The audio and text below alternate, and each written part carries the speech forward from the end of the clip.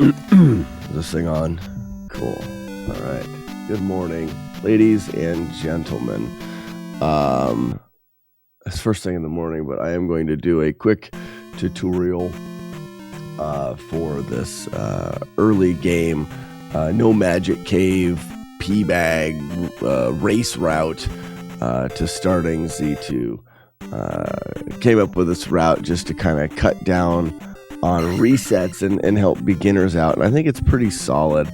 I'm going to walk through it without much explanation, just in case you're a very visual learner and you don't need to hear me yap about all of the details. You can just see this. It's just important to note the way that this works is we are getting out of Magic Cave frame perfect. That will guarantee us the exact double bubble pattern, and we're making up our time by having the double bubble be free. This way we can get the forest tile jar and not have to reset the Pbag in Magic Cave. Oh my gosh. I just woke up, so sorry for the voice and if I don't make a whole lot of sense. Like I said, this is more for you just to watch. All of the spawns will be exactly how you see them. If you're not getting these spawns, then you're making little mistakes, and I'll talk in a little bit about the mistakes that can be made.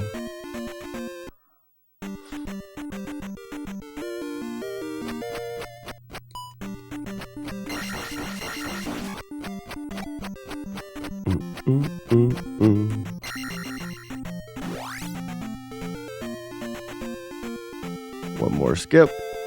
There it is. We'll exit right, and now we have a back spawn to P1. That was first thing in the morning. All right. And for those that don't learn as visually, let's take a deep dive into exactly what happens and how everything is working. So this is the run that I just did. We are going to start in move left. We're going to, go left out of North Palace. I think this is funny because I always say left is the right way because of any percent. But the reason for this is the setup moving left can be done, but the double bubble is quite a bit slower, a lot of messing around, and this double bubble is much simpler. So we're going to leave left out of North Palace and make our way over into Magic Cave. One quick note about Overworld travel. You may be surprised that you can lose frames in the Overworld a little easier than you may think. I was for sure, and it's because if we're looking right here before I turn down to go into Magic Cave, I'm in this tile before, but as soon as I move out of that tile, I'm already buffering the down input. And that's important. If you are not buffering your down inputs or buffering your turns quick enough, you're running the risk of losing a frame. If you're not pressing down until now, you're just running a risk. Be sure to buffer your inputs in the Overworld. Most of the Z2 runners are all going to do that just naturally because they've been playing the game for a while. This is kind of a beginner thing. If you're a beginner and things aren't working quite right, it could be you need to buffer your inputs better. Because remember, we are being frame perfect. I know that seems like a high order to be frame perfect, but the movement that is in this route is not too bad. Normally, being frame perfect would be a lot harder, but because we do some pretty normalized or simple movements, it's not too bad in this. All right, getting into the cave, the first thing we're going to do is jump the first two loaders. You can see their feet, get close enough to them, jump them. You'll get your timing on that. I'm not worried. Next loader. I want you to notice one thing in particular on these down stabs for the enemies. I record at 30 frames a second, so it's kind of double what you see. But we'll see when I stab, there's the down input. So that's 1 frame down, 2, 3, 4, 5. Okay, so 5 frames of down input. So technically that could be 10 or 11 frames of down input. You can't be more than 14. This is something that's it's new to me to realize that if you are holding that down input for more than 14 frames, you start to lose time. Now, in this game, because of the subpixels, losing time is not always in frames. It can be in subpixels. It's the same thing with physically stabbing this loader as opposed to throwing a beam at him. You'll notice that we are physically stabbing the loader rather than throw a beam, because you are going to lose some subpixels in time. Physically stabbing that loader versus throwing the beam at him is not going to lose you a frame. It's going to lose you some subpixels that can in turn lose a frame, but it's a smaller portion of time. So what I do is, in this route, I'm trying to do movement that is going to get you a lot closer to being on the same frame on the way out. Because depending on your subpixel, you can leave. Yeah, I'm not going to get too much into it. But when I was originally doing this, I was on the verge of leaving at 1 frame versus another. So I chose these stabs to slow me down slightly to guarantee the frame exit. All right, this is too much information. So we're going to do the stab there. Make sure you're flicking the down button when you stab and not holding it very long. I could have just said that from the beginning. Next thing that we're going to do is these stabs here for the Octoroks.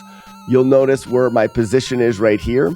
I am 4 tiles from the Octorok. So 1 tile here, 2 tiles, 3 tiles, 4 tiles. This is as early as you can do it. If you throw this beam before the 4 tiles, your beam is going to disappear before hitting him. You're not going to get him. So you want to be on the 4th tile. You can be a half a tile ahead of this. Actually, probably be a full tile ahead of this. Anywhere in here is fine. The reason why I do it on the 4th tile is because you need to gain full speed. Also, you need to be able to have beam again. If you try to throw 2 beams in a row, the second one doesn't come out. You got to wait for the first one to be gone. It's just safe to be 4 tiles to 3.5 tiles here. The beam will move forward. You'll hit the Octorok, and then the next one. This is a full tile. This is too early. If you threw this beam here, you're going to be short of this Octorok. You want to be right there, half a tile. So at the half a tile, you're going to stab. This is going to kill the first one. Because it's stunned and dies, we don't take any of the subpixel losses you normally would stabbing with your sword. And your beam is going to go ahead and hit this Octorok here. If you're missing this Octorok, it's very simple. You're either too early and your beam's going away, or if you're too late, he's actually going to fall down and your beam will go over his head. I worked a lot of these strategies with the candle so I could see everything. If you're missing, most likely, if you're not early, I mean, you're just going to be a little bit too late. This is probably one of the most precise timing in the whole thing. And it's not hard. As soon as you get that visual cue, you want to stab right there. As you're coming over, we want to stab as we're falling and not stab on the ground. If you stab on the ground and it stops your momentum, it's going to change everything. So you want to stab him as you're falling, and then you have 2 options from here. You can just hold forward and run across these block gaps. For the most part, running across them isn't going to lose any time. Even the subtle differences in the way he looks doesn't really lose time. It's the time that when you're running across, you can see him visually like knock into it. Yeah, you lose time there. And that is a possibility. I remove that possibility by stabbing and immediately jumping both gaps.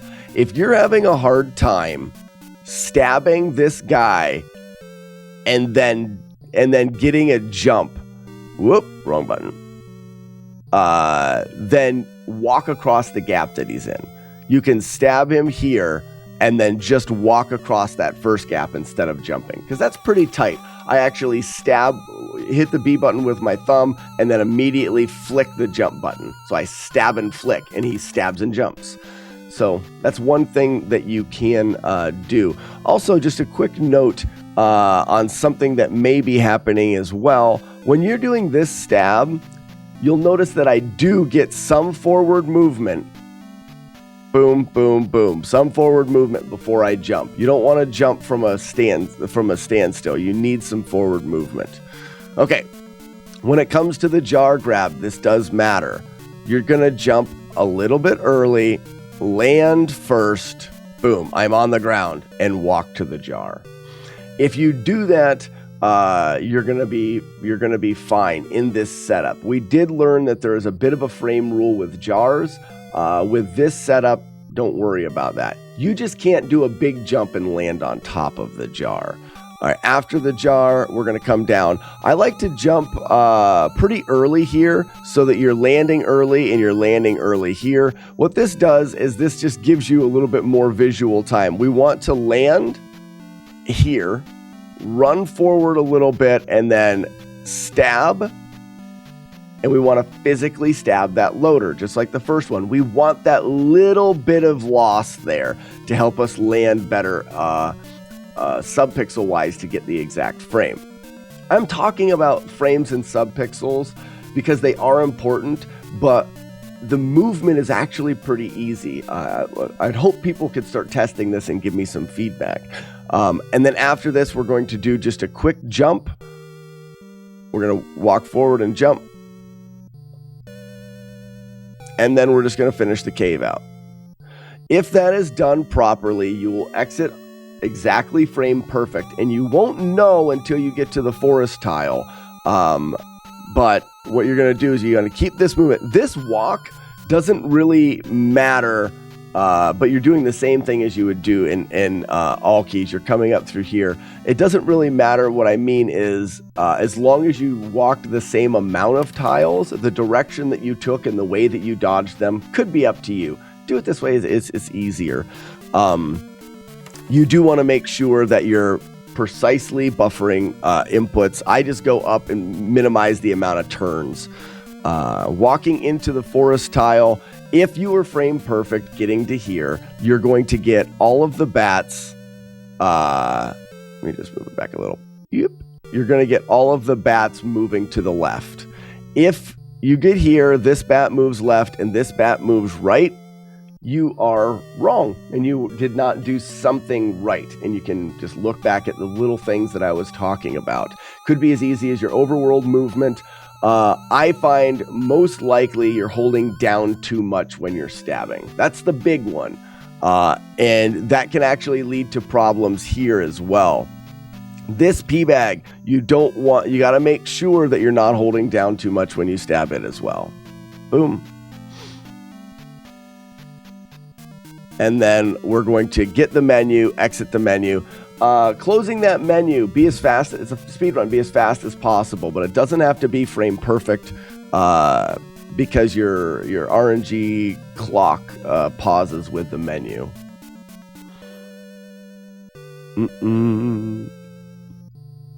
All right, exiting out of here. There we go. The path that you take in this area doesn't matter so much as long as you're making your turns right, but you need to be in this tile moving down to get the right spawn. You need to be activating the overworld spawn here. So you need to, however you want to walk. I just walk straight to the side, straight over.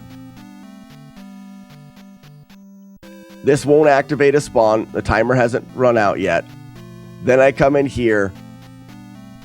I activate the spawn. You will get this spawn exactly. If you got the right forest tile and you're not getting the right spawn here, it's your Pbag grab. Going down 2 tiles to line up so that we can turn and go in the cave. This, you're not touching anything. Just jump on the ledges and fall and jump the loader. You will have the same exit. There are a bunch of ways. All you have to do is get to the road without getting hit. Find your own way to dodge these guys. I do the same thing as the All Keys route because it's built into my soul. You know, going here, you're gonna get the 2 small and big spawn. Is that going to be too much? Yeah. I move over and up. You can move up and over to dodge the big spawn. I go all the way into this corner and loop around because the big guy does follow you. You could probably turn down right there, maybe because the little guy turns back. Doesn't matter. Again, avoid and get to this spot here. Now, when you get here, you're waiting for this spawn. I've made a mistake here quite a few times, and that is I know exactly what's going to happen, so my finger is ready. When this spawn happens, boop, if you move, if you're like instinctively moving and you move too fast, you'll take a hit from this lower bubble. So you'll notice there's the spawn, and I'm not moving for a few frames. If you're moving, you like immediately, it'll mess you up. And I was wondering why that happens sometime. I saved it here and I noticed you can just move too fast. We know it's happening and you're almost pressing the button. Using audio cue, you're almost pressing the button before it even goes. If you're lightning fast there, you will get a hit. But you'll notice I wasn't lightning fast, but from the time I see them. All right, 1, 2, 3, 4, 5, 6, 7, 8, 9. So 9 times 2. I'm about 20 frames. I'm a little less than a half a second. 20 or more frames. Dodge the guy. He's going to follow directly behind you. There's only a subtle wait right here. And then he comes at you and you go down. You take the encounter. Hold right to get through this. Make sure you're frame perfect through this spot here. Well, you know, I don't know if it would need to be, but I feel like it's important for the boomerang pattern. Someone can check me on that, but I try to make sure I'm real tight going through here and getting into the encounter. Once you get inside the encounter, hold right, and you're going to run across here. I find, and you'll see me do it here, I find as soon as I know that I've went far enough to fall off, then I'm going to start holding left for a little bit to move back, and then I hold down and left to manip the boomerang. So right there, I've got enough. I'm going to start following like that, and there's the left input. That's going to boom, and now I'm holding down and left. If you slide off there and hold down and left, the down will trump the left button, and you won't go back to the heart. You'll be like holding down and left, and you'll just slide off, and you'll miss the heart to the right. You need some frames of straight left to stop your momentum, or you can jump or whatever, but I find this to be easy. Hold right as soon as you're falling off, hold straight left until you're right ready to hit the heart, and then you're going to hold down and left. That manips the boomerang thrower to throw his boomerang high. I wait to block it. So I just sit right here and I use the block as my key. Because if you start running right here too quickly and jump, you're going to get hit by his next boomerang. You need to delay. You can run and bump off of here to delay. I just use the boomerang. As soon as the boomerang hits, tink, I turn, jump. Now, when you're killing this Gordilla Crunch here, I'm going to stab nice and early up here on the top of him. That way I'm stabbing as early as possible, and I don't have to worry about stabbing super fast. When you try to stab too fast, you'll lose a stab. We just want a nice stab rhythm there, and by stabbing him early, it helps because it gives us more time. So we're going to use that first stab, and then it's 6 stabs. 2, 3, 4, 5, 6. You'll notice that I didn't go super fast. You can go much faster than this. You can go so much faster than this that when you jump, you fall off and you land on the boomerang. You'll get your own feel for this. This is the one feel spot in the run and the one spot that you may want to practice a bit. Go ahead and see how it works for you. You could also be so slow and still miss the boomerang. So like I'm pretty tight with the boomerang there. It's pretty slow. Let's say you jumped up here and clipped your toe. You didn't quite get it, so you're really slow. It's nice because we have to use a stab to line up the encounter. So if you clip your toe there, just don't stab at the end. Or if you clip your toe there slightly, and you feel like, we may actually be able to, I should have worked that out. There may be a way of knowing your position versus the boomerang when the boomerang touches the grass. There's probably a visual that's there. When the boomerang touches the grass, if you're on the ground, you're perfect for the stab. If you touch the ground and the boomerang's already up here in the grass, do a low stab. If the boomerang is out of the screen already, you're that slow, just walk out of the screen. So with the stab exiting here, you create this buffer of not being perfect on the kill. But anyways, this is great. If you got the boomerang's in the grass as you're falling, this is perfectly fine. I think oftentimes when you land on the ground, the boomerang's not even going to be to the grass yet. So we're going to leave, and you'll notice I do one stab before I leave. You need to return to full speed after this stab. This stab can happen anywhere here. It just can't happen at the edge of the screen because you won't return to full speed when you leave. So anywhere around there. Leave and immediately go to this tile. The spawn is going to be left up above and below. As soon as the spawn happens, we're being pretty aware of it. You can delay a little bit. Come on, spawn. Oh, there it is. You can delay a little bit, but you can't delay too much because sometimes you can let them seek you a little bit before you move and you can change their pattern. We want to move quickly. And in that case, I don't know if you could give them much time.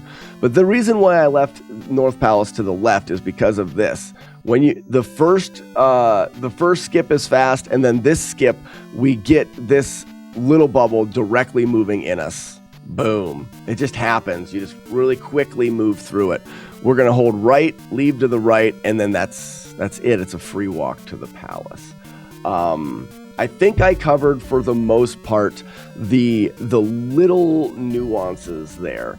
I had a really hard time with the magic cave part of it being frame perfect because of all of the ways you can lose subpixels and all of the ways that you cannot lose them.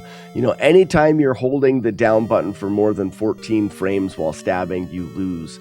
So what I was getting at is I think my setup originally, I was beaming all the loaders in Magic Cave, and that was making me fast.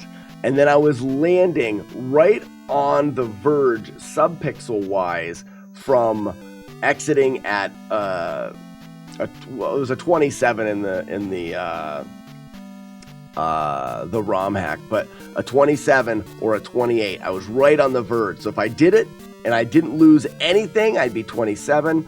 And if I lost a little bit, I'd be 28. And I was getting both of them, and it was kind of frustrating. Well, I found out that because I can lose subpixels and change it, it wasn't a frame for frame thing. By adding those two stabs where I physically hit the loaders and burning a few subpixels there, we negate the ability to get a 27 and be too fast, and you land in that 28 pretty comfortably. Yes, you still can get a 27 if you're lightning fast through the whole thing. And that's just like absolutely perfect movement. But in general, and I really would like some feedback using this strategy, how often people are getting, you won't know until you get to the forest tile and all the bats are moving to the left. I would suggest getting the ROM hack, the practice ROM, because then you'll know the timer will say 24.28 when you leave Magic Cave, and that is the proper time to leave Magic Cave. And then you can see if it's Magic Cave, because it could also be your walk from Magic Cave to the forest tile. Wow, that's a lot. Thanks everybody for the people that helped me out with a route and stuff, and hopefully this is something that people can use when doing races, or for me, I don't think I'll ever go for the Magic Cave bag. This loses 10 seconds on the record. That's 10 seconds that I am not, 12 seconds, sorry. But even if it's 15, you will have to kill a couple bubbles in the palace, but we haven't got the Pbag drop yet, which means you can very easily get a Pbag drop and not have to kill any of the bubbles. But I don't know when I'll switch. This is me marking the time where I say I probably will use this for my Zelda 2 runs. I don't know if I'll ever need that 15 seconds, but all right. Let me know if you guys have any problems, and hopefully this helps people out.